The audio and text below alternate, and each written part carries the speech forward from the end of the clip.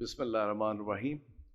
In 7 minutes or less than 7 minutes that I have, I'll try to do a little justice with the effects of positive parenting versus the effect of adverse childhood events on the development of the children. Now we have to understand what the positive parenting is. According to UNICEF, there is a role of parents and there is an outcome that we have to monitor as parents. So the parental behaviors that an integral part of the positive parenting are a respectful relationship which is absolutely free from fear of violence or shame. The parents are obliged to convey communication in terms of their expectations, rules, and the limits. And what they do is they guide the children with positive and loving encouragement, care, and attention. And what they look for in the end is children development, which is optimal with recognition and self discipline to be developed in the child.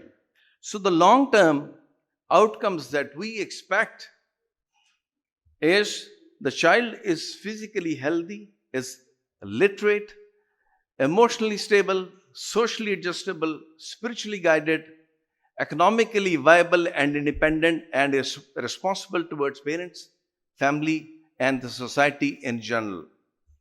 Now, the role of parents to provide this effective or responsive parenting is like a baghban. It's both the mother as well as the father. You prepare the soil, you plant the seed, and you make sure that you provide them optimal nutrition and you provide them optimal food, water, and the shelter. And for this, you have to have the social determinants of health so that an optimal development is reached. Now, this social determinants of health do not only include the education, housing, employment, and the economic well-being. It specifically, if you look at the first thing, it is the childhood experiences. So if the childhood experiences are traumatic, they are going to adversely affect the development of the child. Now, what are adverse childhood experiences? These are basically the traumatic events occurring in the childhood. These traumatic experiences could be biologic or psychosocial maltreatments. And they, in long term, would lead to chronic health issues which would affect the physical, neurological, and behavioral parameters. This chronic ill health does not only affect the child, but it carries on into the adult life. And it also impacts the quality of life in the. What happens is that adverse childhood events, if they are very strong, if they are very frequent, and if they are prolonged, they cause reprogramming of the stress and immune regulatory mechanisms. A chronically overactive sympathetic stress response eventually becomes toxic stress, which results in disruption of the development of crucial neuronal connections in the brain. And these impacts are not observed only in the development of the child, they are observed across multiple systems and they can carry on beyond the childhood life. Now, these were the question is developed in the beginning, and these included 5 household dysfunctions, 3 abuses, and 2 neglects. So they're total in 10. And what has been proven with evidence that the more the number of insults or adverse experiences, the more developmental delay would occur in the child. How do these ACEs affect the health? Now, this is a very important slide. If you look at the development of the child, in the first year, the child already has developed the sensory pathways, which would include vision and the hearing. The language starts to develop, but what is most important is if you look at that, this on the right side, there are 3. The face processing, Face processing is, if they look at the baby by the age of 6 months would look at the mother and would recognize that this face is very acceptable and would give an appropriate response.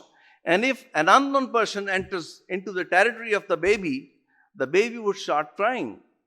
The second is object permanence. The baby starts to develop a relationship with that object, and when the object would leave the visual perimeter of the baby starts to get upset. And the third is joint attention, also known as social attention. The baby starts to develop a social interaction, and these phenomena would develop in the first 1 to 2 years of life. And these three things are generally either discouraged, disrupted, or absent in autistic children. Now, this is a very busy slide, but this tells us that how in the very early days, from pregnancy, prenatal, and then the first 2 to 3 years of life, any maltreatments, physical, biological, or behavioral, would lead to three things. One is the biological or epigenetic changes. That is, they disrupt the genetic relationships in the newly developed child. Neurodevelopmental disruptions, and finally, a dysregulation of the immune and sympathetic mechanisms. These would lead to the long-term impacts in terms of the physical limitations, behavioral impairments, and the physical diseases which can affect the child in the long run. Besides physical and health impacts, the ACEs can also cause economic and social impacts, and according to the CDC, in US alone, the annual impact of ACE is about $480 billion. And it can, handling the ACEs would prevent so many. Thank you very much.